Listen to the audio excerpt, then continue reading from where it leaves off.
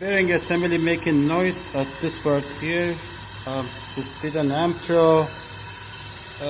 It looks okay. Just wanted to see if the motor is okay, but it's getting hot, and so I'm gonna take it out and have it replaced. And here's the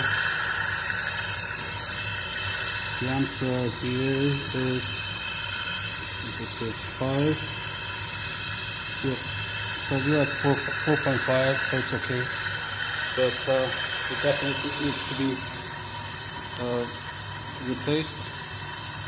And it's also leaking here. Okay, ciao.